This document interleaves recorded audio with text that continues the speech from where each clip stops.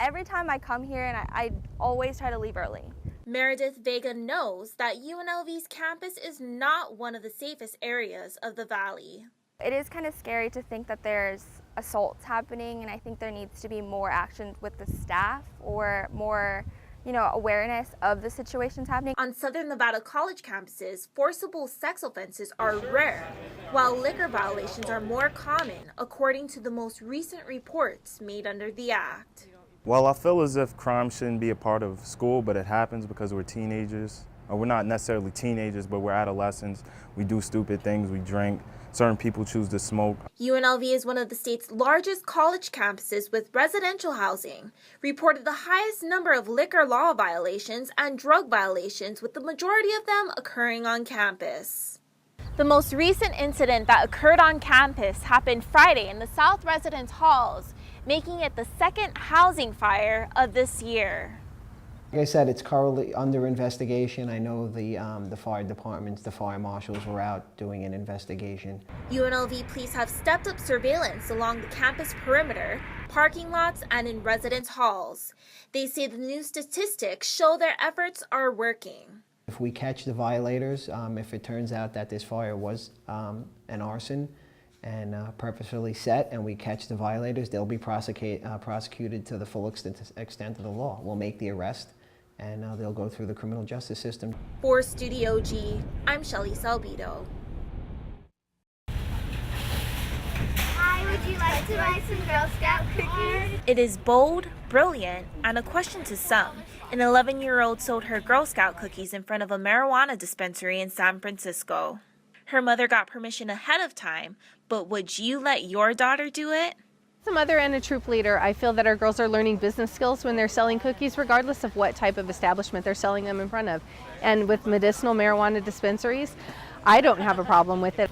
Shauna Bradley, Troop 122 leader and Girl Scout mother, has led the troop for 6 years and sees the cookie sales as a competitive business opportunity for her daughter.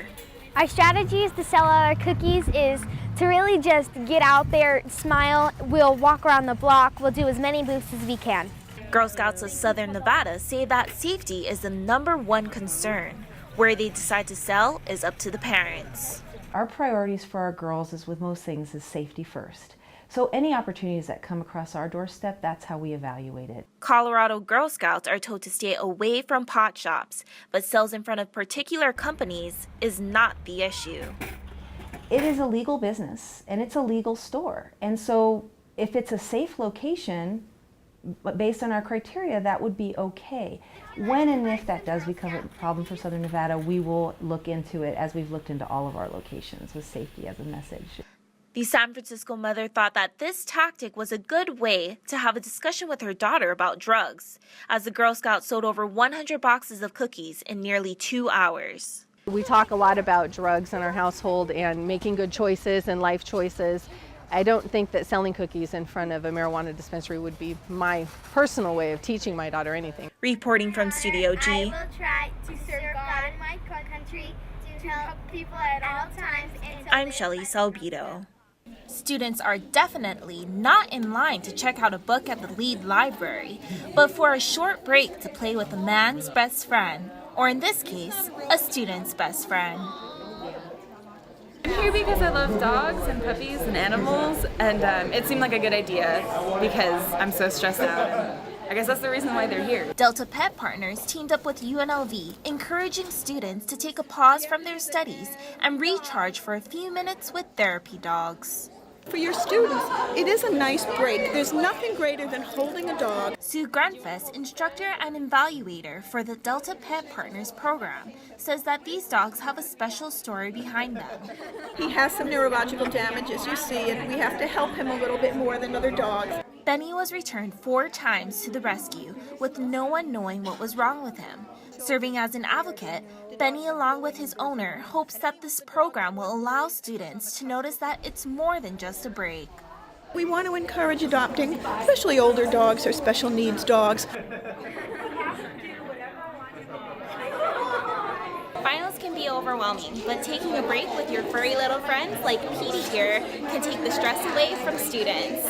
For Studio G, I'm Shelly Salbedo. We shift gears and go into Wednesday. Delaware Governor Jack Markell and Nevada Governor Brian Sandoval have broken a new deal that might bring an opportunity to our economy. Reporter Fabiola Marzano gave us the details. Randall Cunningham says he hopes to see the Rebel football team be announced for a bowl game and plans on being there to support his alma mater. Now let's send it over to Bree Rowley for Trackside. Thanks, Alvin. College students are into their 7th week of their spring semester, and concerns of gaining the freshman 15 can arise. But finding food fast and nutritious can be hard for students on a budget. March is National Nutrition Month and also a time for some college students to rethink their eating and spending habits. The student union neighboring fast food franchises and restaurants surrounding the university are visited by students daily. But eating right on a budget starts with planning before you head to the grocery store. This is all in the same sequence. Plan out your meals in advance, make a grocery shopping list, and stick to that list when you're shopping. To save an extra buck, it's best to double recipes from time to time so you can freeze part of it for another day. Buying in bulk is often cheaper too, and for the meat eaters out there, you can save by Dollars go further is by adding beans to the mixture, and then you can stretch the meat and actually use less in the same dish.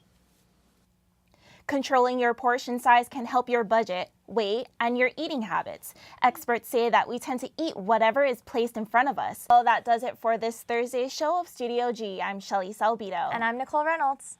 If you are looking to catch up on previous episodes or to share your ideas, visit our website at studiog.unlv.tv.